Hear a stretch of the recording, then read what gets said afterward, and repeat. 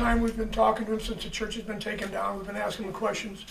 Very outspoken with us. He had nothing at all.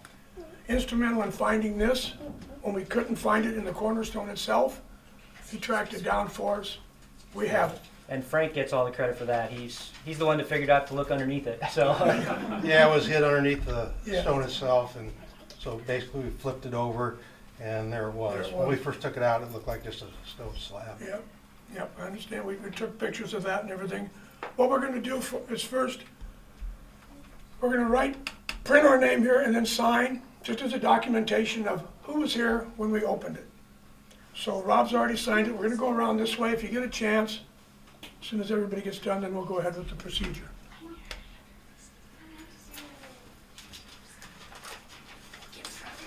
So as we're doing this, I just want to say special thanks to Frank for all his care in taking out the cornerstone and even the cross off the front of the church and the window. The window's going to be the circular window's going to be repurposed too. So Yeah, if you want to look at the rendering on it, it's going out to the Boys Town Museum, so Cool. anybody wants to look at that, it's where that's going. A couple of cherubs that were inside the church itself. And the cornerstone is in safe hands right now. It's very heavy. What did you say it weighed, Frank? Oh, somewhere around 500 pounds. So no one's gonna walk off with it. It's in a garage, protected.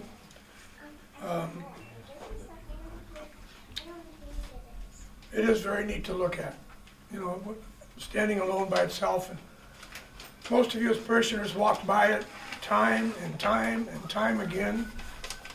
And you go, okay, it's a cornerstone. Well, it's bigger than what you think. It's set back into the wall a ways. So it's really cool. and then Steve has some articles from the day of when this was placed. So And before we open it, I'd like to read this. It's from the True Voice, dated August 12th, 1910. And it's a little longer what I'm going to say, but what it says about the box. Within the stone will be placed a copper box containing records of the event and current newspapers of the city. It'll be one of the red-letter days in the history of St. Patrick's. So that's what's in there. That's what's in there. The condition of the items, we have no clue. They could be just crumbled away because it's paper. I talked to an archivist at the library. She said that paper is the pits. It's cheap, cheap, cheap, and it doesn't last long.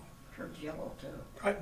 I asked her, I said, if everything's intact, what should we do with it? How could we preserve it? She said, it wouldn't be worth preserving on display or anything because it just wouldn't last.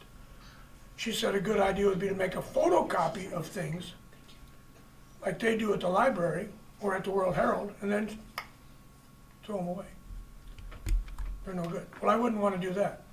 What we've been talking about doing is opening it, taking pictures of it, documenting everything, put it back in.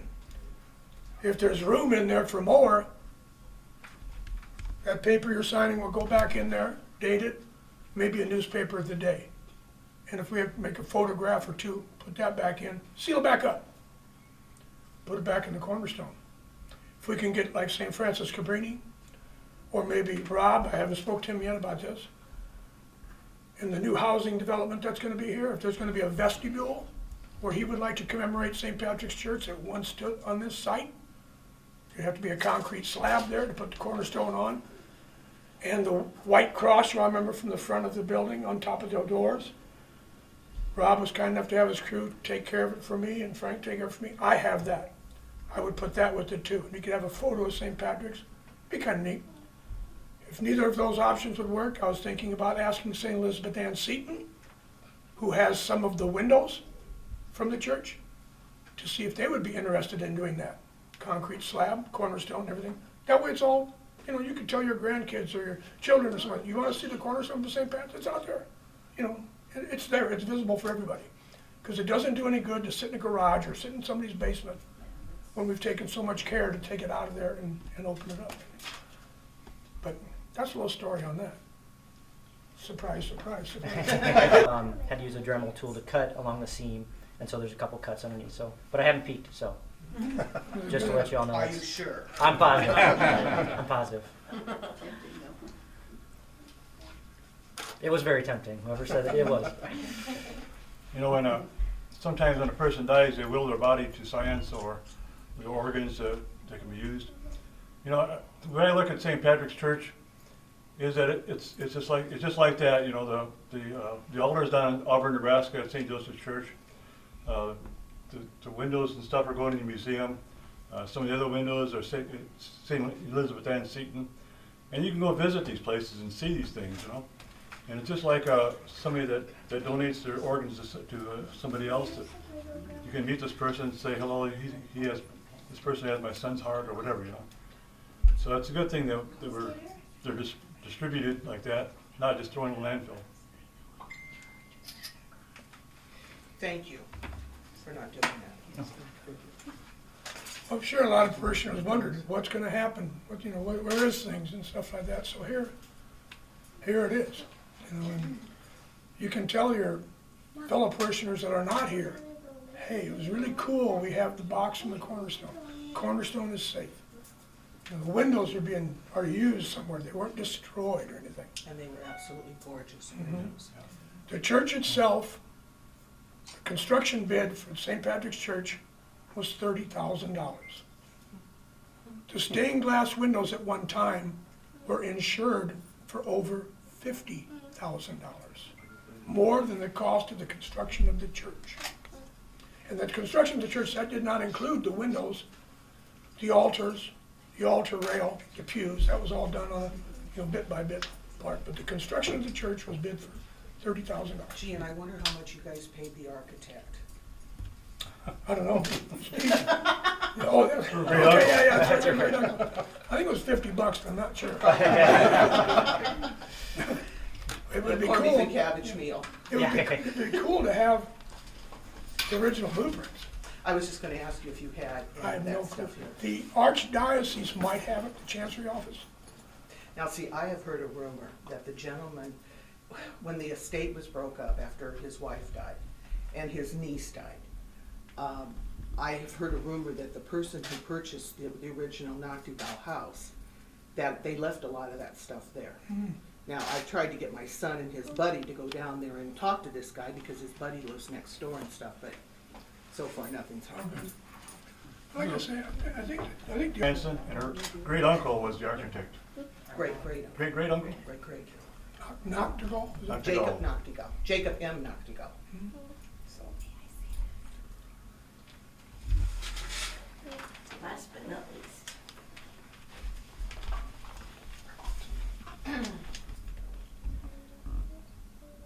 and the thing that's so cool about Jacob Noctigal is that the three main parishes in this area, he was the architect. did he have Cabrini too? No, but Kimball did. Yeah, I was just saying, because that was a Kimball. Well, let's begin. We have the unknown. So I can take pictures. I don't want your hand in the picture, okay?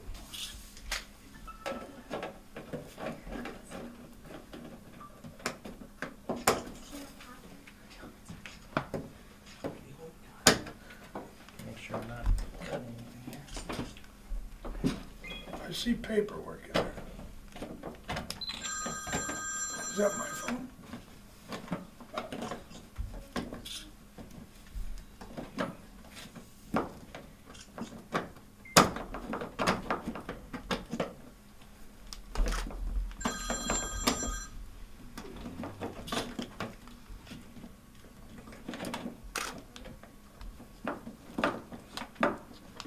I'm really not trying to have this take this long, but No trying to problem. be careful. It's been 106 years. It'll take a few minutes. We'll see. And by the way, I don't know if you remember, but the cornerstone was laid August 14th, 1910. And I think that's the exact date. Frank, was that the exact date that you pulled the stone? I think so, So yes. it's on its birthday, Yeah, you're right.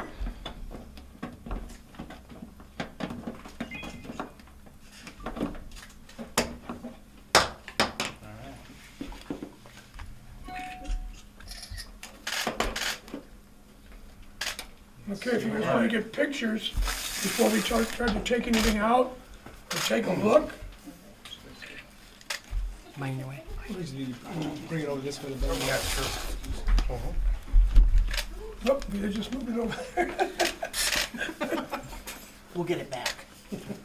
We'll slide it around the table so everybody can look at it before we take anything out. And here's a little tidbit for you. Father Smith, who had the church built in 1910, his first assignment was in O'Neill, Nebraska. My grandmother was born in 1880 in O'Neill, Nebraska. Father Smith baptized her. Her name was Mrs. Mary Lynham.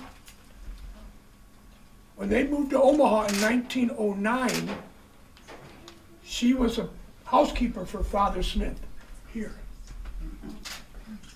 So the last person to touch this, Father Smith baptized my grandmother in 1880.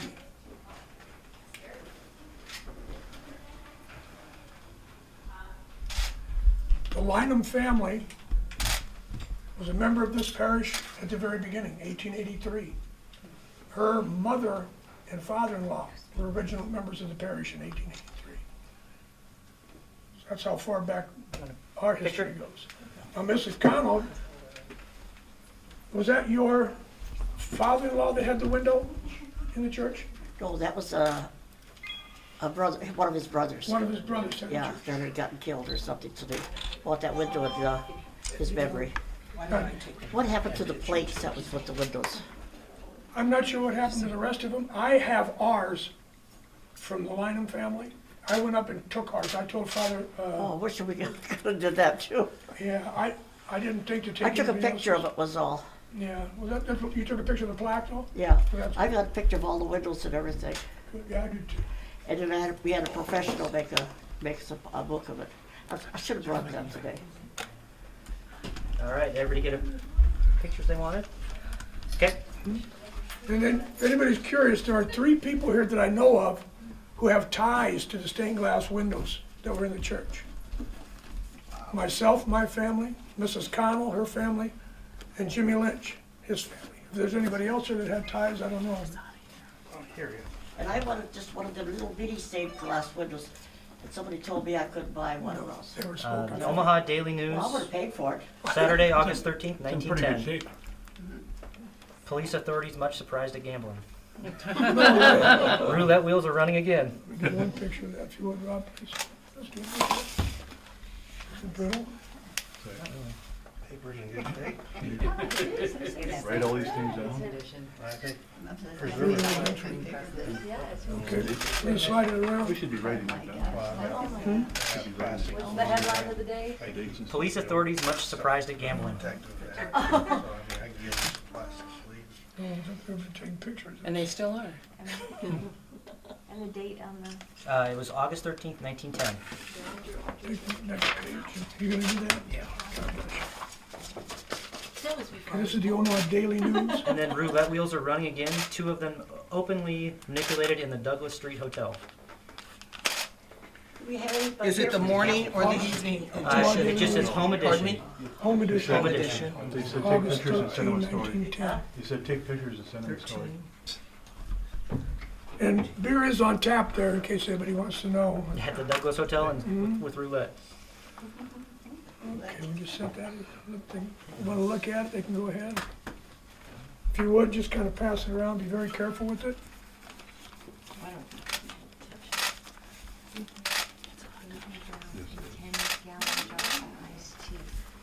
See, and this is the Evening World Herald. Evening World Herald.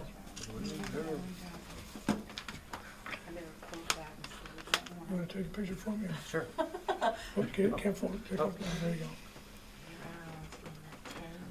go. Um, Behind it. so it's the evening World No, Herald. you don't do the whole thing, maybe. Oh, just Yeah, but slide it over so we get the whole picture in the frame. Perfect.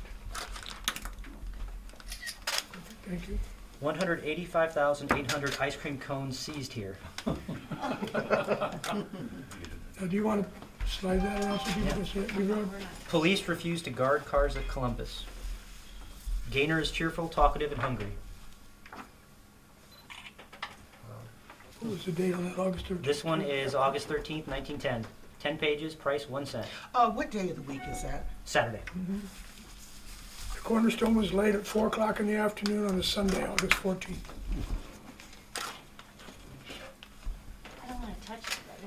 push it down? Sure. Wait, let me get, The Omaha Evening Bee, Saturday evening, August 13th. Ice cream cones are still seized. Nebraska banks are strong. Columbus much excited.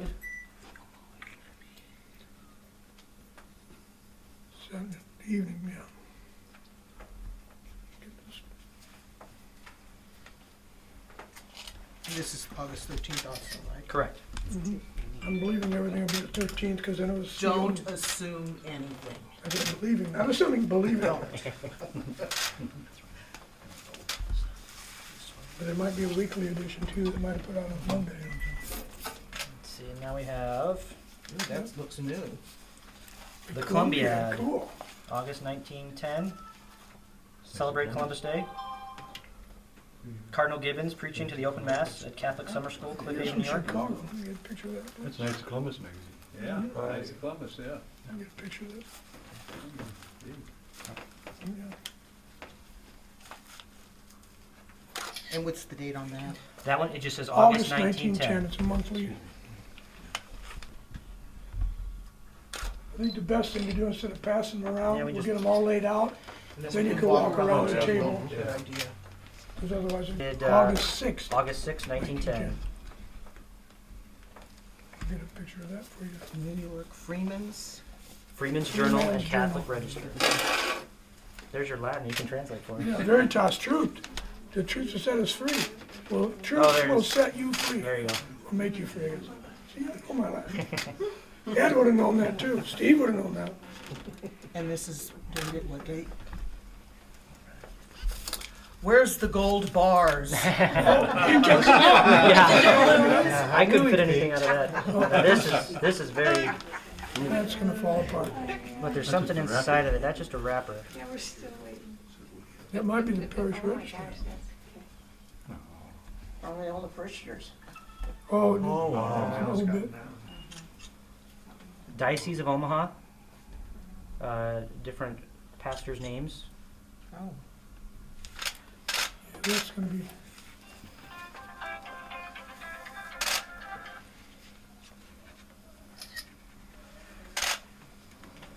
Better than the Alcapone's ball. Yeah, What is that? Well, it looks like half of something that starts with "For the Future." It's something about the stone. Oh. Yeah, this is the story of the stone laying. So how did the mice get in there? and how the water get in there. You know, It's just one page. moisture. Yeah. I'm guessing it's maybe the humidity from the paper stock itself after a while. Yeah, this is probably, yeah, it's just. Or it because was it's- probably from this thing, whatever That that wrapper. was. Mhm. Mhm. So what, I'm guessing this was the story of the event, the record of the event that they tried to wrap up in the paper. See, Harrington. Mount St. Mary's Seminary, Sisters of Mercy, some of us will remember, that was the old convent. Yeah. What the convent was. It was their yearbook from 1910, 1911. What is it? Yearbook. Mount The St. Mary's Cemetery, that was the original convent of Mercy, that's now on Mount St. 72nd Mary's Center. Seminary, Sisters of Mercy.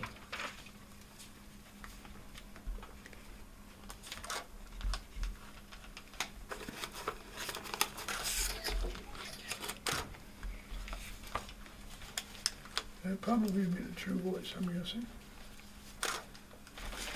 You are correct. You've done some research on this. A little bit. Is it? The true voice, probably August 12th edition. August 12th, Friday, August 12th, 1910, The True Voice. It was what date again? August 12th. August 12th, 1910. 1910, Friday. Yeah, it's the same as. That's the article that Steve read a little while ago. That was, it would be in the local news, about page 7 or 8 of this paper. Father Vaughan finds only flimsy excuses offered for the fault of England. The real reason, Cardinal Gibbons' view. Oh. So here, I'll lay this one out too so people can. Yeah, what do you mean is that it? Well, where's the gold bars? Say, Rob's got them at home, I think. Yeah, I didn't open it far enough for that to Well, happen. he has to have Must be some money to another pay for all box. this. There must be. So anyway, Let me get out of here because I've got pictures of everything already. And that way you can just come today. But when we read the articles of the True Voice, it mentioned nothing about coins. There are other cornerstones that do have coins in them, just that we don't have one in ours.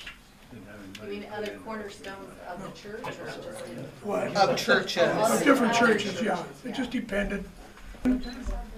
If there would have been anything, it might have been a penny or nickel or dime. There had never been any gold coins because people didn't have any money. You had the Depression of 1893, so there was no money really available. Did you have those in your pocket? That's what I was. Yeah, that's a Kennedy half dollar. Did you? It's probably dated 1923. It might be coins of the day. It's, you know, it's definitely stiff. Probably a metal.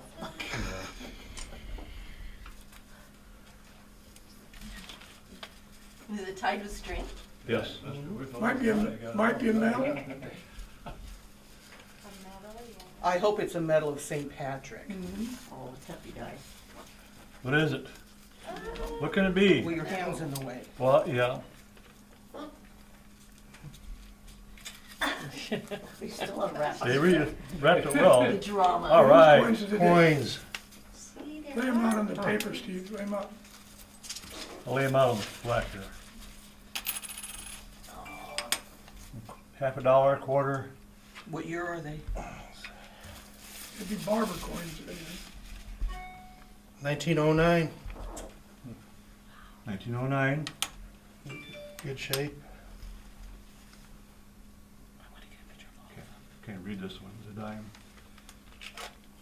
It's one of those Indian head ones? 1907. Yeah.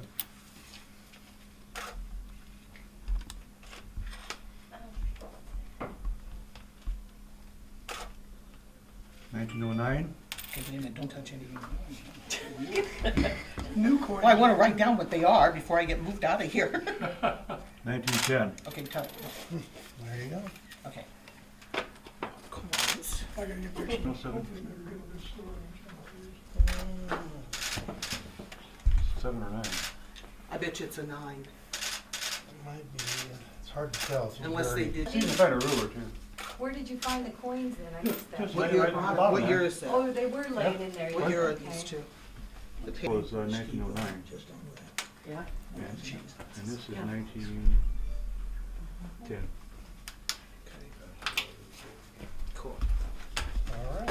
I know it. That's interesting. The last, but Then not we're gonna slide to the right. The electrician. Bobby, are we gonna be able to slide out that way? What? Are we gonna be able to slide, go around the That's what table? you're- We were going this way. Oh, we're going this way. Okay. We're going this, This way, this way. Lights. The Black Hills. You were in some of the pictures. oh, Linda Hanson. Come where you do the way from the light. So it's just part of The Omaha Bee, is that the one? Daily News? B, and the World Herald. Yeah. And what was the other one? The Bee has some pretty amazing art. And then on the back side, you have your mid marks, Omaha Daily News. except for the penny. The penny's in 1910. Do you have a card?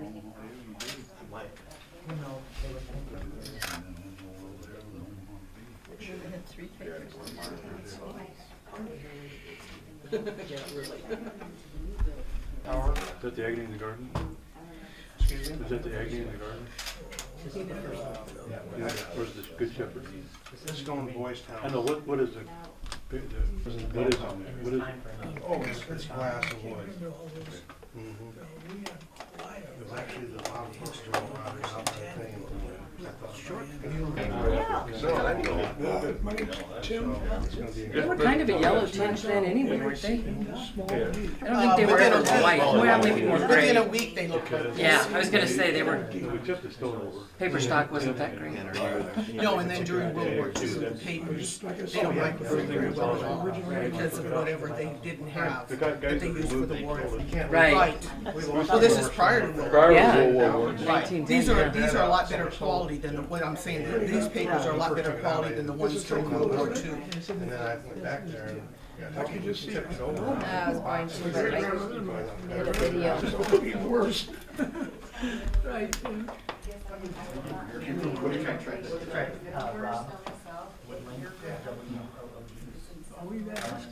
We've had this going for 10 years now. Yeah. I'm just so thankful. Ron, for everything about Frank, for taking care of all this stuff. He did it. I had eyes on that stuff, awesome. It's here now, it's okay, where's that? It's on my front porch, so I always about 100 pounds. It's under there. Bless your heart. But I'd love to see all that together once. I was gonna try to do Be good. You've done this dance many times. Architectural salvage, took it out. And a couple of days, I could tell before I looked at it, where is it? So I finally put it over. Did you get a chance to walk around?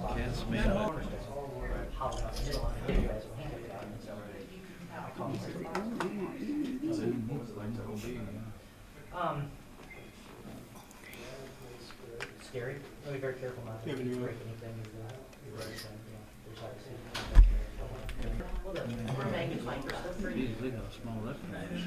We don't need a magnifying glass. We didn't need a I see Herring. Harrington was David P. the Harrington? priest, Right Reverend Harrington was the priest of sermon. The homilist. All the newspapers related all August 12th. That's almost the size of the times that the That was ammunition comes in. Yeah, Friday was the 12th, it was 30, and it was placed on our house. Yeah, and then, hi, and then when we had our children and they had Marlon. We're hoping. Trying to figure that out. We want, nice place to put this. We talked about asking St. Patrick's Day reading for the sermon. Concrete pad with a cornerstone, with the box, reinstalled, with its contents, and add that kind of stuff. Paper today, the majority of the windows. The main idea is to have this, all the pictures of this, and the box, and the cornerstone, and the cross, the remnants of the church. Grandma was married here. Just cool. Aren't you?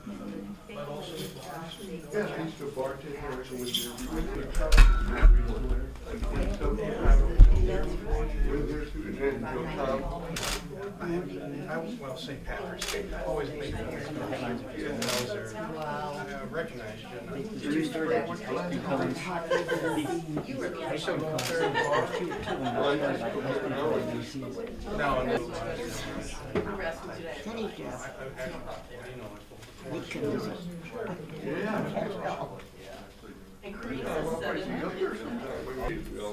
Thank you, what? Steve, where's Steve at? They're talking.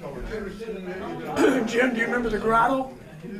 Yeah. It was on the Market Street side of the old county. Yeah. Right over here. Yeah, right, There's a picture of it. You got a picture of it? It's in the book, yeah. That's it. I wish that was still in there. That was so cool. have boric acid in the cones. Yeah. Such little kids, it was scary. You guys, you and Rich just always sat in the middle aisle. And I was always on the right side. I used to always sit next to Judge Lynch. Okay. On the right side, next to last view. And what? 68. You probably remember my dad more than me. My dad was Bob McDonald. He used to always, he'd be there early and he'd be. Kind of style if they're in the dining room. So please feel welcome to stop and have a bite with us. Thanks again for letting us take over. Yes, thanks for Appreciate being it. here, Rob. Yes. Appreciate it. Yeah, I met him. Yep. Yep, I did. Okay. Very good. Yes.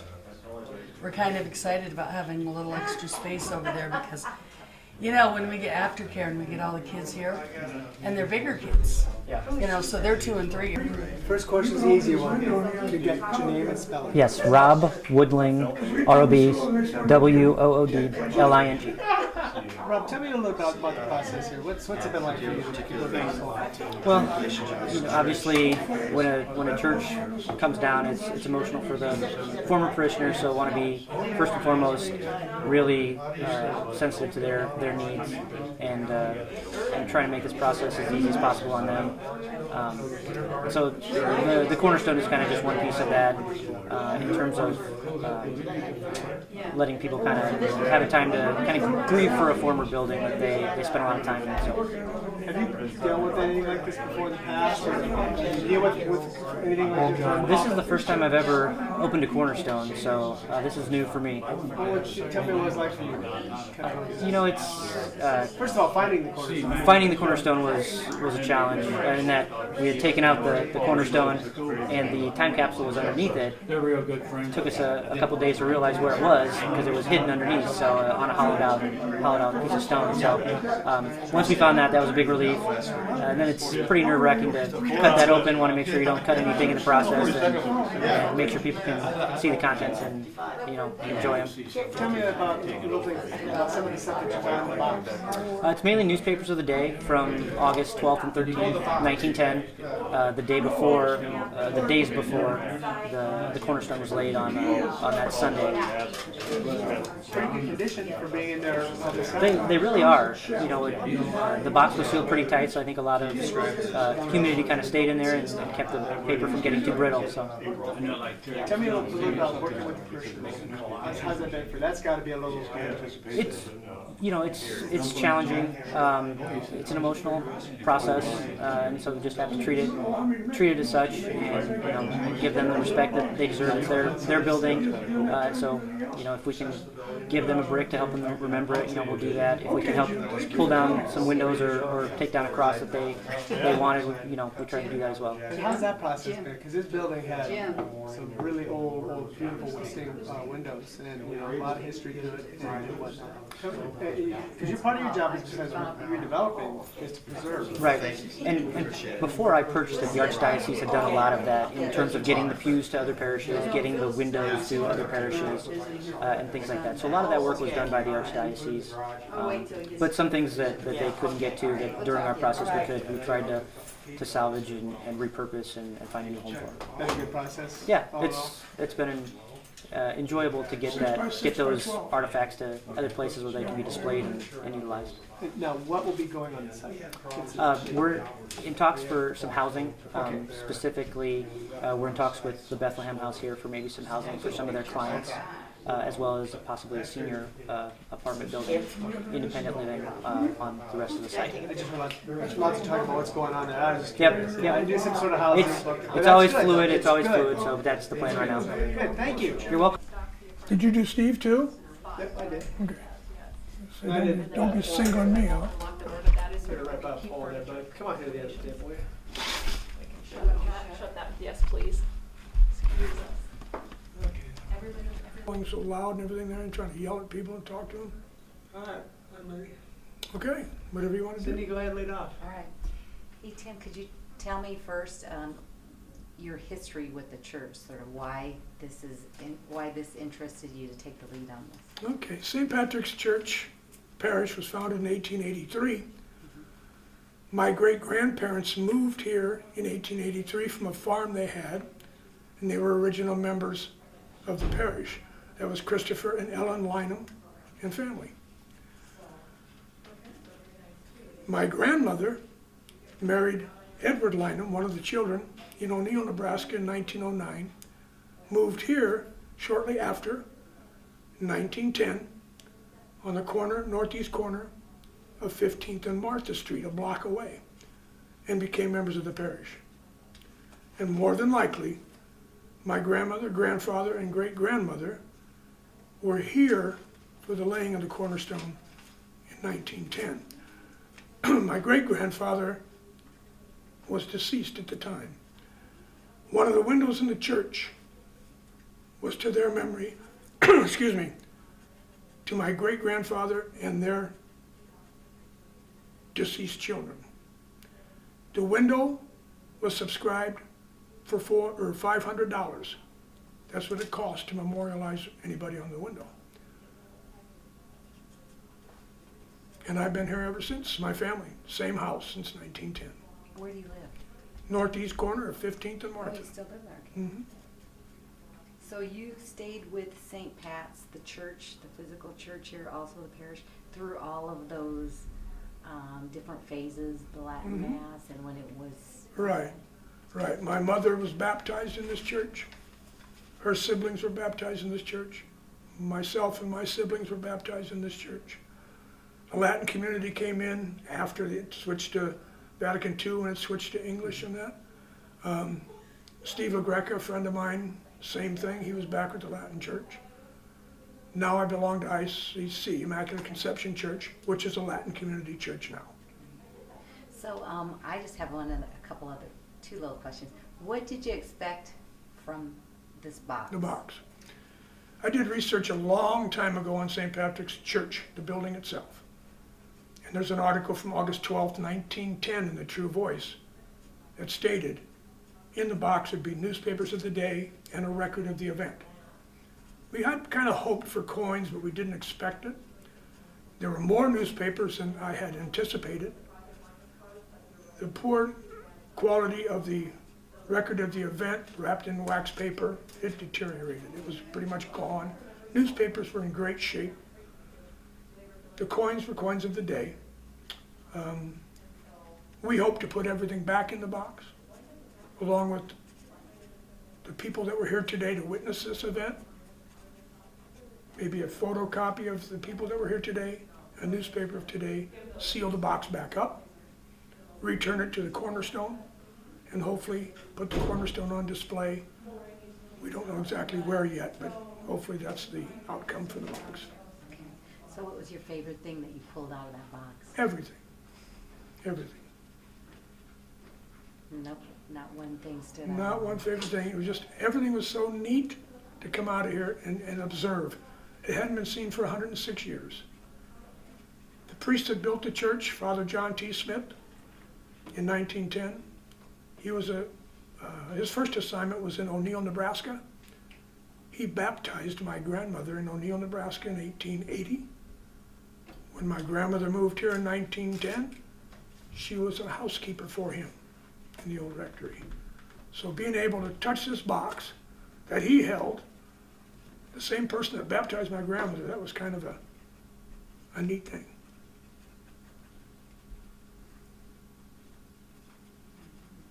And so tell me more, I mean, emotionally, what was going through your mind when Rob and all you guys were pulling things out of there? Well, to start with, we didn't know where this was at first. And when Rob came to my house and said, I have the box too, and he showed it to me, I was literally shaking with excitement. I was holding it in my hand, this box that had been sealed. So here is the same way, just excitement. And you could see it in the faces of the people here. They were looking, the eyes were bulging, wanting to see, wanting to see, wanting to see. And that's just, human curiosity. And when you're looking at something that hasn't been seen by anyone in 106 years, that just amplifies it. All right, thanks, that's what I wanted. You're more than Tim, welcome. was it everything you've been doing this journey for a while? Was it everything you wanted it to be? Oh, for sure, definitely for sure. Mhm. Any surprises in there?